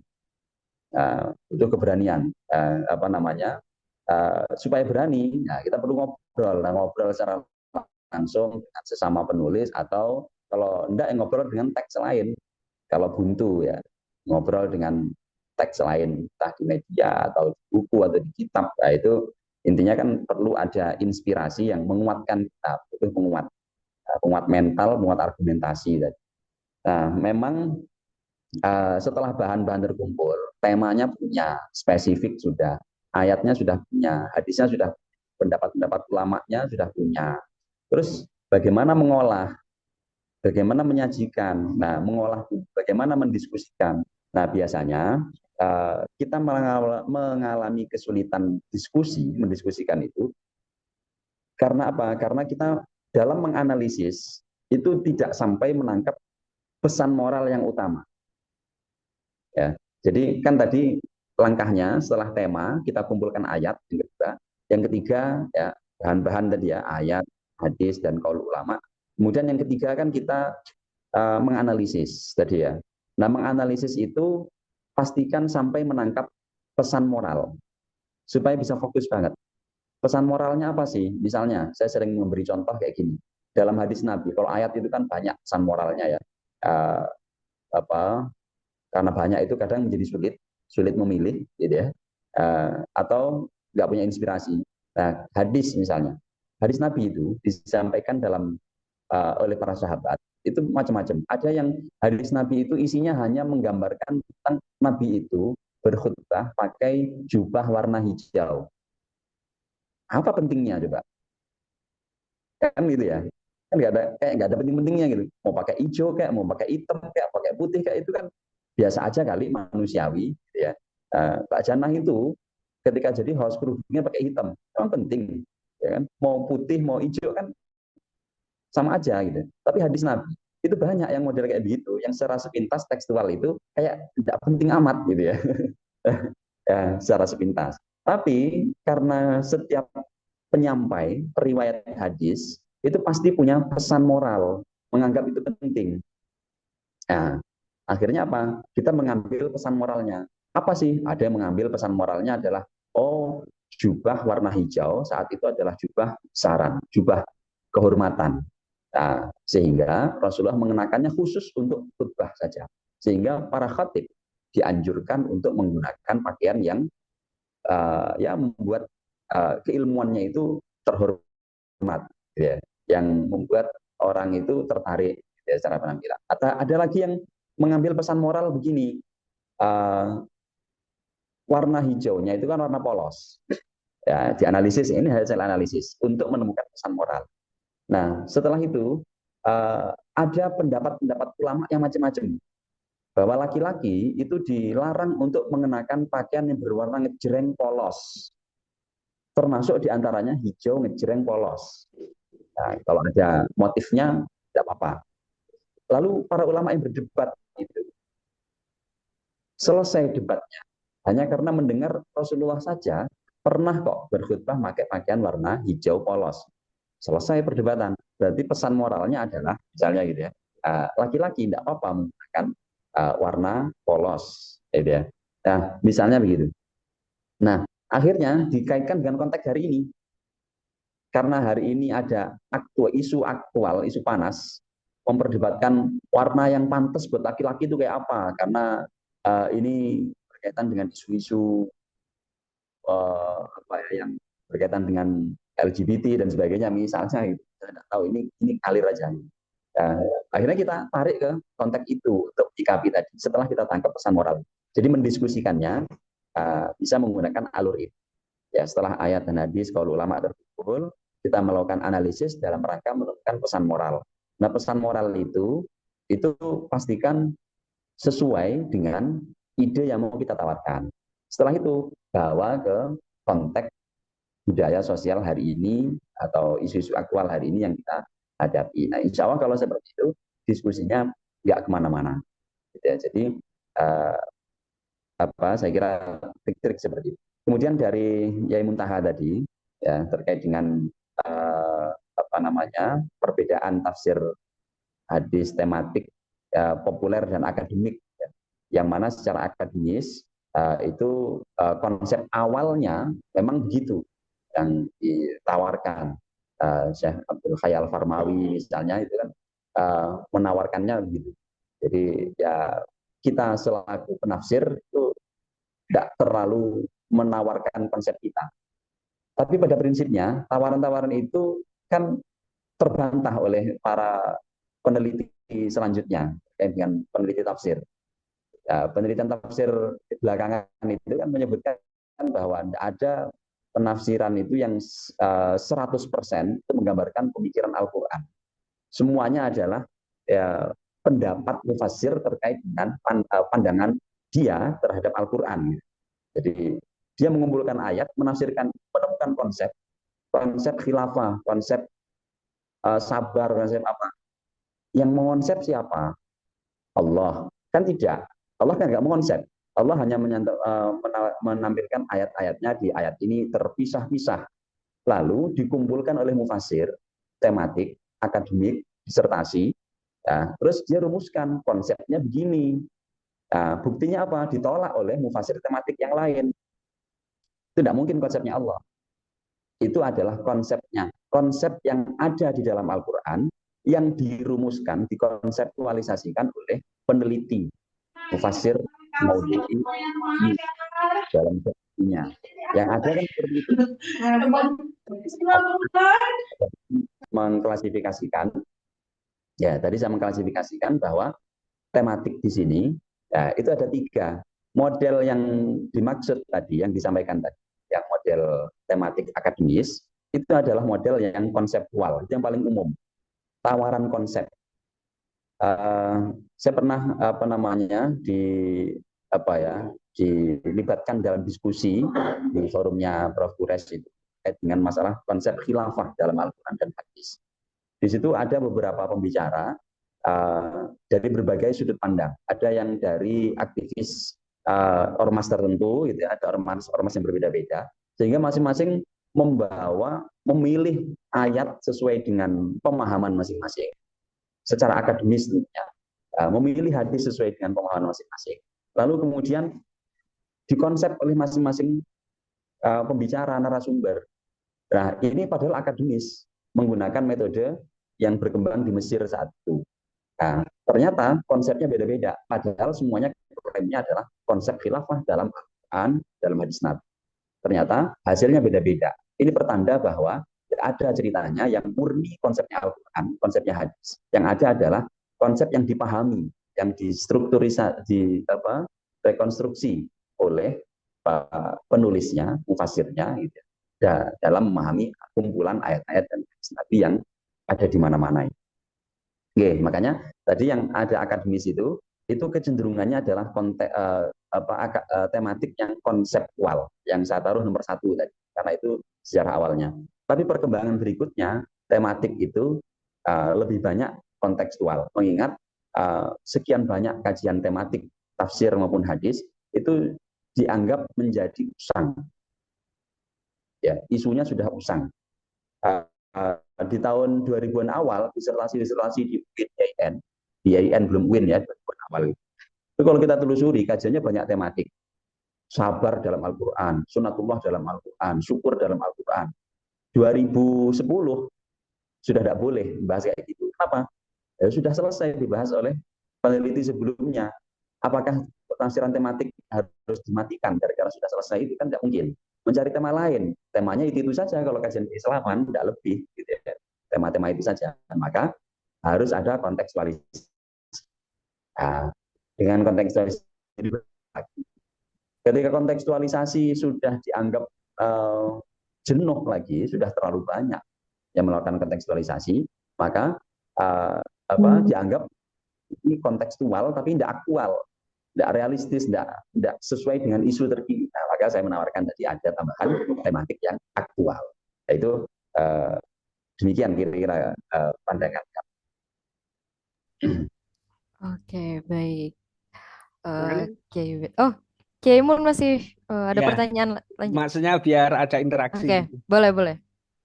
Silakan. Satu, yang pertama, terima kasih penjelasan yang luar biasa, Ustadz Ubaidi. Kita peserta semua jadi update lah perkembangan tafsir tematik belakangan ini.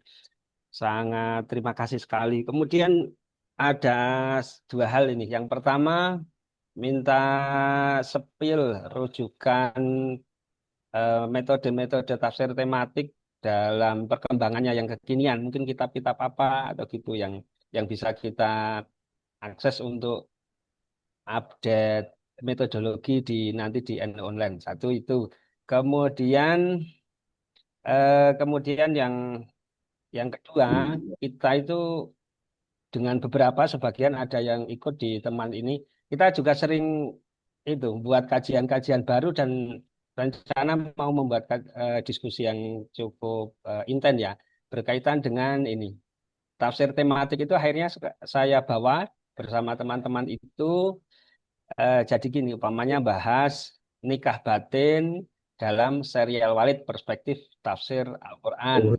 Kemudian kemarin yang terbaru itu kita diskusi tentang pembatasan masa jabatan Ketua Umum Partai Politik di Indonesia perspektif Al-Quran dan semisalnya. Ini kita akan terus. Nah, saya nanti mungkin banyak konsultasi sama Ustadz Ubed. Terima kasih Ustadz Ubed, luar biasa. Sami-sami. Untuk referensi-referensi mungkin saya tidak tawarkan sekarang karena saya harus membuka-buka lagi itu.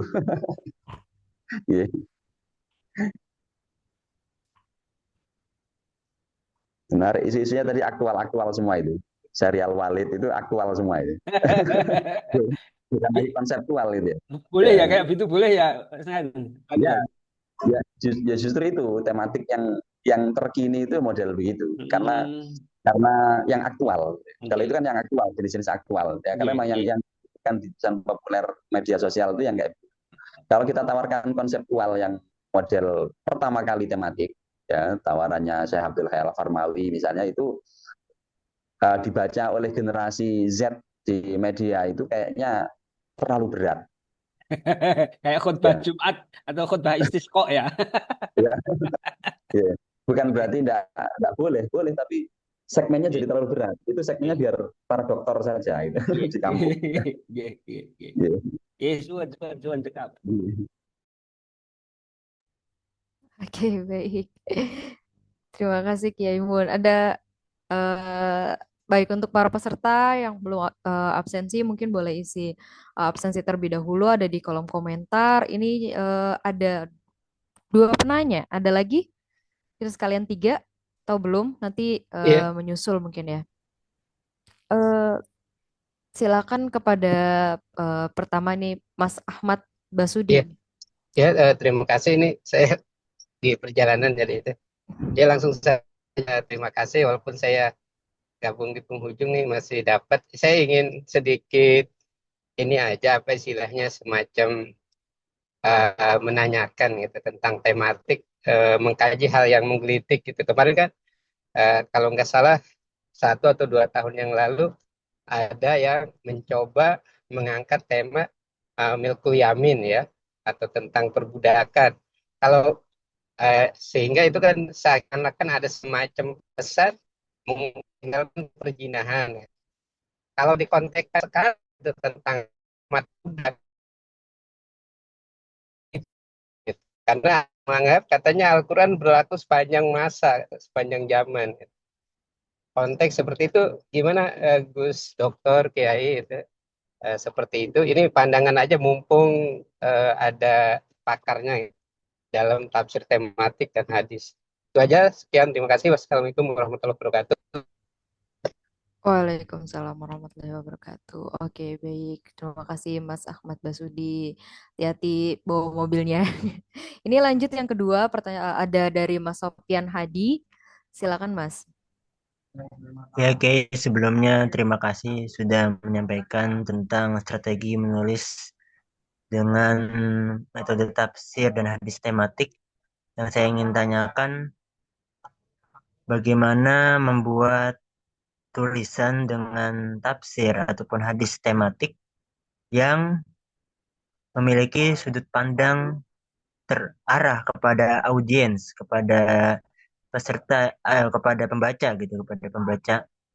Yang kedua, ketika kita nulis hadis tematik ataupun tafsir tematik, apakah memang kan fokusnya kan kepada penjelasan tafsir ataupun hadisnya, dan misalnya kita ngambil dari hadisnya, kemudian kita mencantumkan juga misalnya setelah menjelaskan dari syarah hadis ayat Al-Quran, apakah dicampur seperti itu atau digabung seperti itu tidak masalah, atau memang fokus ke hadisnya aja. Misalnya kita sudut pandangnya ke hadisnya, berarti hadisnya aja sampai akhir penulisan. Seperti itu kurang lebihnya. Yai. Oke, baik. Terima kasih Mas Sofian. Ini penanya yang ketiga dari Muhammad Fahri dari kelas Syafi'i Hamzah. Silakan. Mbak. Ya Mbak, ya Mbak. Beneran Mbak. Kedengeran jelas. Oke, izin ya selamat pagi semuanya. Tanpa salam ya, saya nyambung aja. Jadi terima kasih Mbak Moderator. Pertanyaan saya ini sebenarnya basic saja, pertanyaan biasa. Cuma hanya ingin berinteraksi aja kepada narasumber kita, Pak Kiai Ubaid. Jadi dalam menulis tematik tafsir, nah itu kan kita kan ingin menampilkan atau menunjukkan pokok ide kita atau gagasan kita dalam tulisan. Nah, setelah dapat ayat-ayatnya yang relevan atau yang cocok dengan apa yang kita sampaikan, untuk menerjemahkan atau menjelaskan ayat tersebut, apakah perlu kita menelaah kitab-kitab tafsir klasik atau kitab-kitab tafsir besar, atau hanya cukup dengan kita terjemahkan, kemudian jelaskan, lalu dicocokkan atau dikorelasikan dengan gagasan atau ide pokok kita. Itu yang pertama, Pak Kiai. Yang kedua, saya gimana ya, dalam dunia penulisan ini terbilang baru ya. Jadi untuk referensi-referensi contoh tulisan itu agak minim juga. Jadi bolehkah di-spillkan contoh-contoh atau website-website yang memuat tulisan-tulisan keislaman selain NOnline dan islami.co? Mungkin itu saja pertanyaan saya. Terima kasih, Mbak Moderator. Oke, baik. Tadi udah ada 3 penanya termin kedua. Mungkin kepada Ustadz Ubed, monggo boleh dijawab.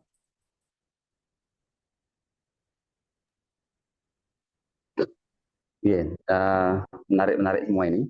Yang pertama dari Mas Basuni tadi ya, terkait dengan tema-tema yang menggelitik. Misalnya seperti yang populer beberapa tahun yang lalu terkait dengan seks legal di luar pernikahan, dengan menafsirkan secara tematik milkul yamin, gitu ya, milkul yamin. Nah, itu kajian tematik, betul. Dan memang dikaji secara akademis di perguruan tinggi. Ya, cuman kalau dikaji secara populer itu pasti akan lebih ramai lagi. Dalam artian isunya akan menjadi lebih viral lagi, kayak kira-kira kayak film Walid kemarin itu ya, kemarin itu akan mirip-mirip kayak gitu lah ya, keramaiannya itu, kontroversinya. Ya, terlepas dari kontroversinya, terlepas dari masalah kontroversi, setuju dan tidak setuju dalam hal kontroversi, itu adalah gaya penulisan tematik konseptual. Isu milkul yamin itu kan hari ini tidak tahu ada tidak relevan dengan konsep milkul yamin betulan. Jadi itu secara tematik konseptual, konseptual. Itu gaya seperti gaya Abdul Aziz saat itu ya, Win Solo, yang disertasinya di Win Jogja. Nah itu terkait dengan dia merumuskan konsep legalitas hubungan seksual di luar pernikahan yang jalurnya adalah jalur milkul yamin. Sekali lagi terlepas dari pro dan kontranya, kontroversinya. Nah, itu gaya itu.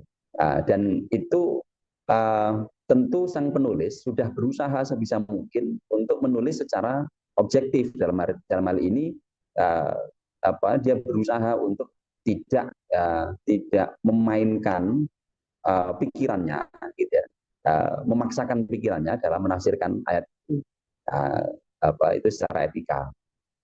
Bahwa kemudian nanti meskipun sudah berusaha objektif, tapi kok ada yang kontra, nah itu hal yang wajar, hal yang biasa. Mufasir itu juga ada saja yang kontra, ada pro kontra, seperti itu biasa.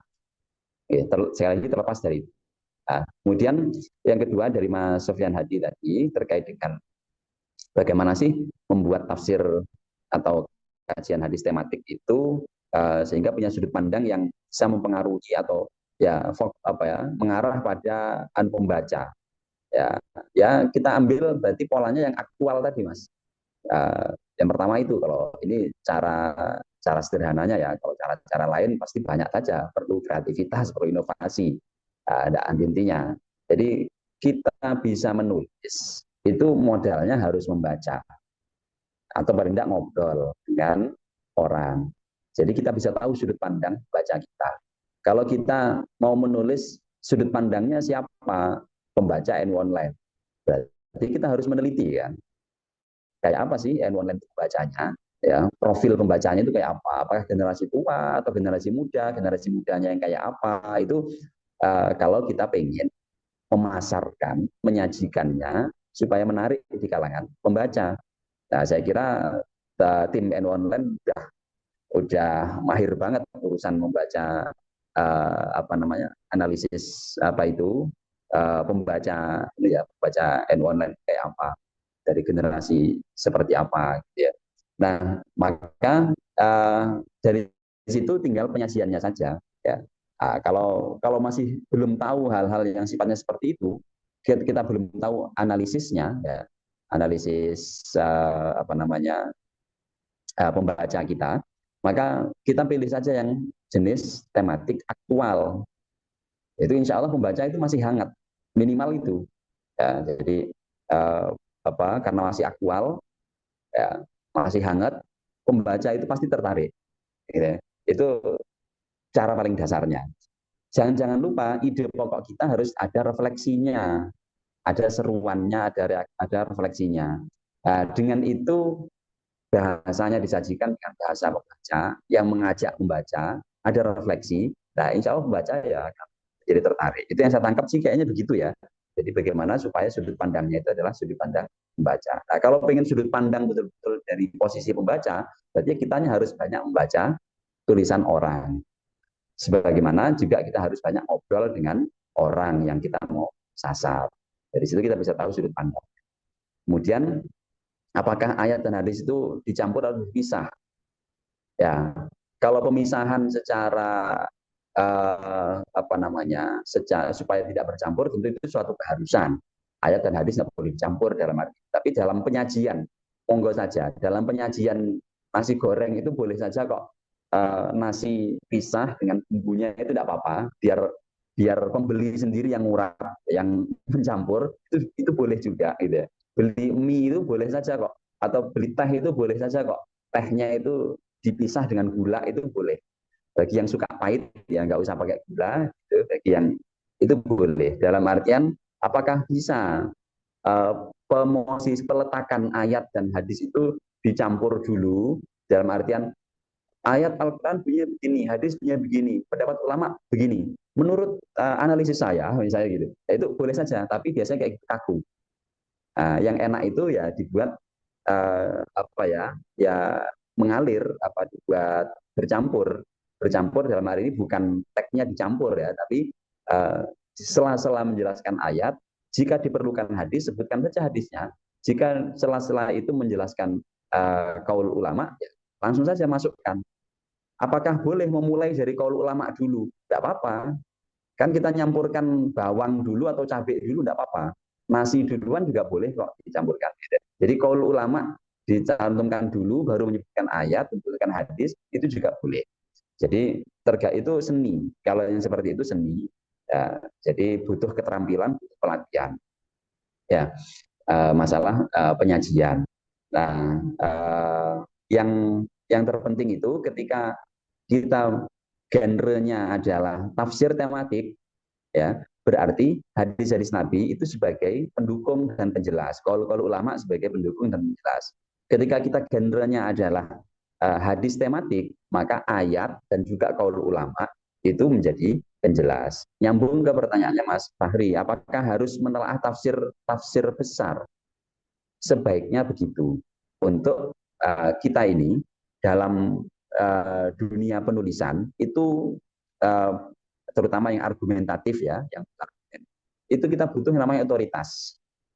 Butuh yang namanya, nggak ada orang yang menyampaikan pendapat itu terus kemudian nggak pakai otoritas, itu nggak ada. Pasti butuh otoritas. Tinggal otoritas itu disebutkan apa enggak. Orang itu biasanya nggak menyebutkan, nggak jujur secara akademik. Sehingga tidak menyebutkan otoritas yang dia pakai sebagai pegangan. Biar kelihatan keren, Ustaz. Iya. Selalu butuh otoritas ini.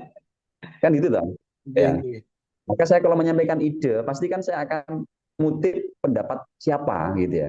Atau ini inspirasinya dari siapa. Cuman kadang saya nggak jujur gitu. Saya nggak tampilkan itu supaya kelihatan saya keren. Supaya saya kelihatan itu. Nah, maka ya yang paling bagus ya tentunya idealnya adalah kita mau mengutip pendapat-pendapat ulama itu ya kemudian kita sampaikan. Itu menjadi nilai otoritas yang kuat sekali untuk urusan kita. Ya, itu saya kira.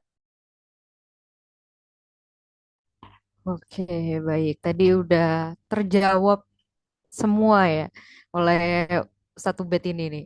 Ini ada lagi nih Ustadz yang mau nanya dari Muhammad Zainul Mujahid. Monggo. Ya. Saya sampai jam 10 nanti ya, karena ada tamu dari Maluku. Oke, baik. Ini pertanyaan yang terakhir. Terima kasih moderator. Assalamualaikum warahmatullahi wabarakatuh. Waalaikumsalam warahmatullahi wabarakatuh. Eh, Langsung saja, saya mau bertanya terkait otoritas tadi ya. Kebetulan saya kemarin ketika tugasan pertama, kalau nggak salah, itu nulis tema yang mungkin bisa cocok dikatakan sebagai contoh tafsir tematik terkait AI, yang apa namanya, perspektif Al-Quran gitu. Tapi apa namanya, ada satu ayat yang saya kutip, dan itu ketika saya lihat tafsirnya ternyata agak tidak mendukung dengan itu yang saya berikan. Cuma sepintas ayat itu kalau dibaca memang agak dekat dengan apa namanya, dengan tema pokok atau tema besar yang eh, saya saya berikan. Jadi yang saya tanyakan itu, apa boleh dalam menulis tulisan tematik ini kita itu memberikan pendapat atau menuliskan gagasan dari ayat yang apa namanya, yang kita kutip tanpa memberikan rujukan. Itu yang pertama. Kemudian yang kedua, ini sebenarnya agak kontradiksi dengan pertanyaan yang pertama tadi. Melihat paparan yang jenengan jelaskan tadi, apakah tulisan tematik ini nanti tidak akan terjerumus kepada ya tadi tuh menafsiri Al-Quran biro'ihi. Padahal kan itu ada hadis ancamannya gitu.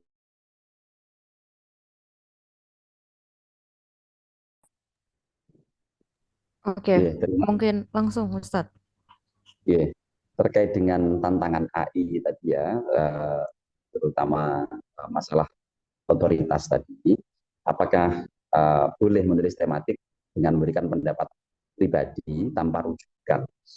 Sebenarnya tulisan apapun itu isinya pendapat pribadi.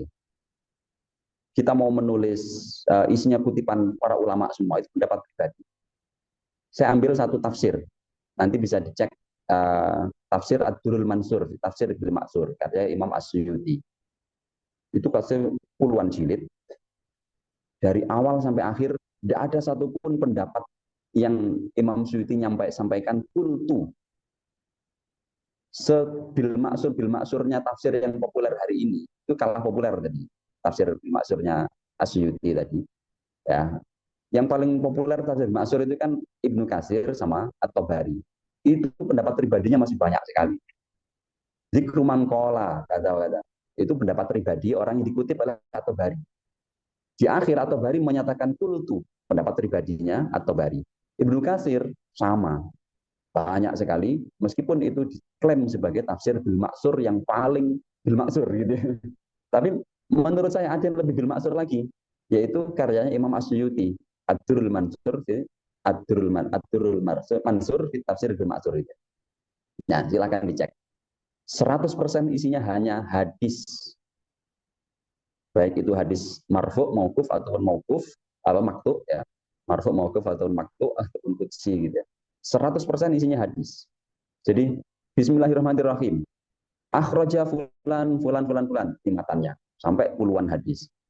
Minal jinnati wan nas. Isinya begitu lagi. Akhraja fulanun fulan fulan fulan fulan, ini matannya, ini hadisnya, ini apa? Sanadnya, ini matannya.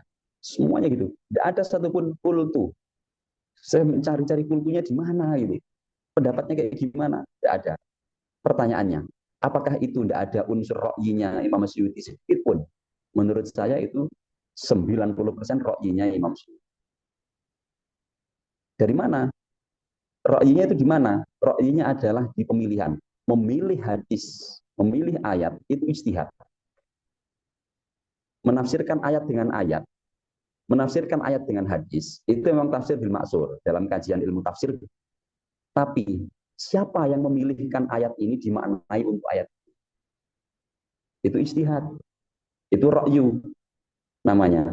Yang tidak ada unsur ra'yinya penafsir, itu hanya tafsir yang betul-betul memang Rasulullah sampaikan gitu maknanya. Inna syirka la zulmun azim. Itu digunakan untuk menafsirkan suatu kezaliman. Walam yalbisu imanahum bin. Kezaliman yang kayak apa? Di mana di antara kita orang muslim yang tidak berlaku zalim? Oh, bukan itu zalim maksud. Rasulullah menafsirkan bahwasanya zalim itu adalah dengan ayat innasyirka lazulmun azim. Itu maksudnya adalah kesyirikan.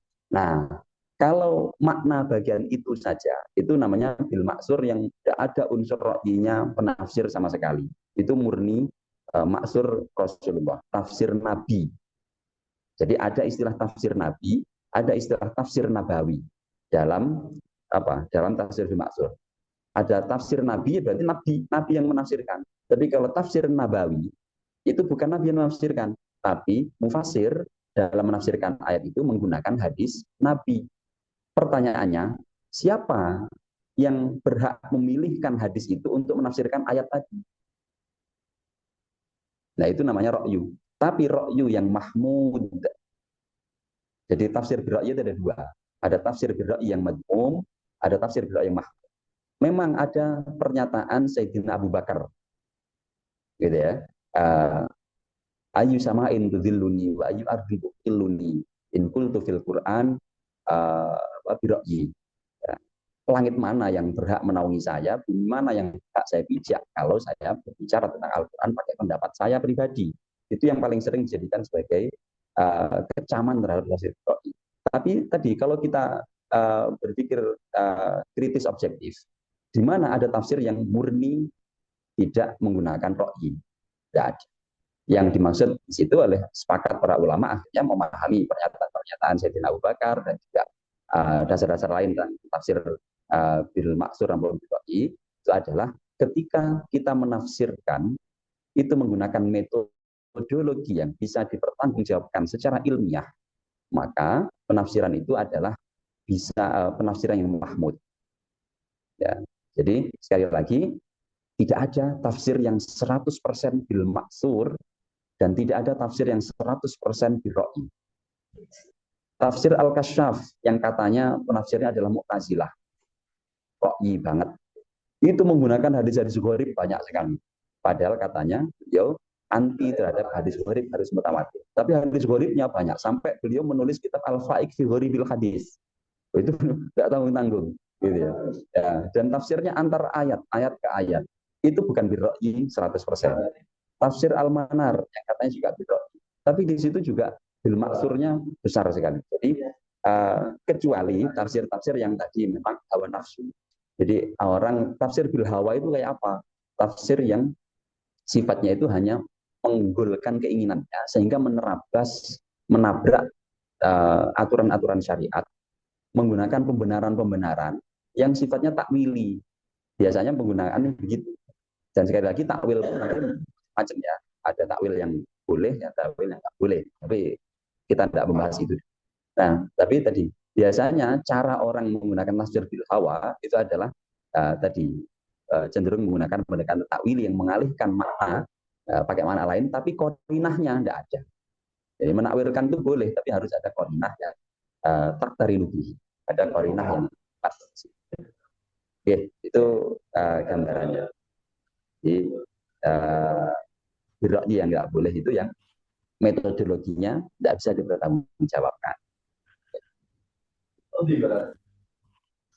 Oke, baik. Terima kasih Ustadz Ubaid.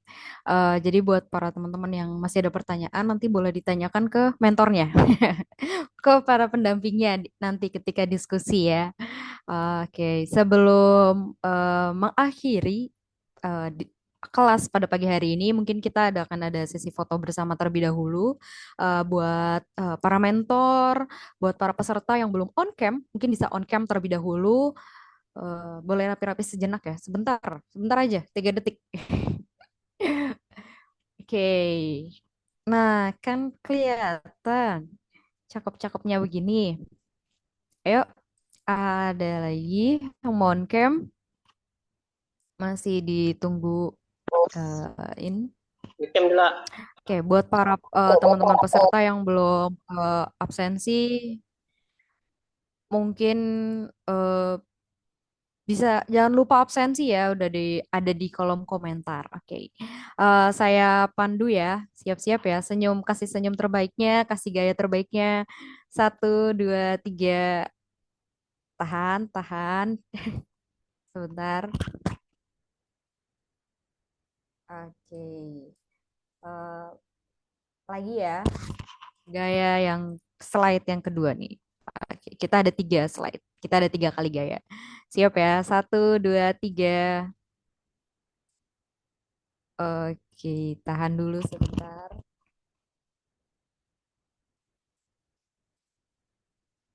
Oke. Yang terakhir.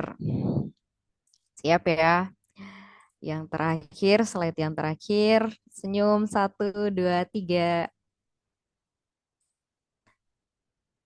Oke, sebentar.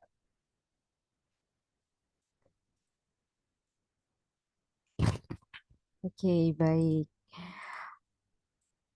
Eh, terima kasih kepada Ustadz Ubed yang telah menyampaikan materi, kemudian sesi tanya jawab juga berjalan dengan baik gitu ya dan lancar. Atau mungkin kalau misalnya Ustadz Ubed ada acara atau ada agenda mungkin boleh keluar terlebih dahulu. Keluar duluan maksudnya untuk melanjutkan aktivitasnya. Oke, terima kasih Ustadz Ubed. Sehat selalu. Semoga bisa berjumpa di lain waktu. Siap, dengan senang hati. Senang sekali saya melihat semangat teman-teman online. Ya, semoga semakin mendunia, ya, semakin Amin. Amin. Amin, amin, amin. Terima Amin. kasih. Terima Ya, kasih saya Ustaz izin. Ubed. Ya, Oke. Ustadz Ubed. Waalaikumsalam warahmatullahi wabarakatuh. Oke. Waalaikumsalam, Pak Kiai. Oke, baik.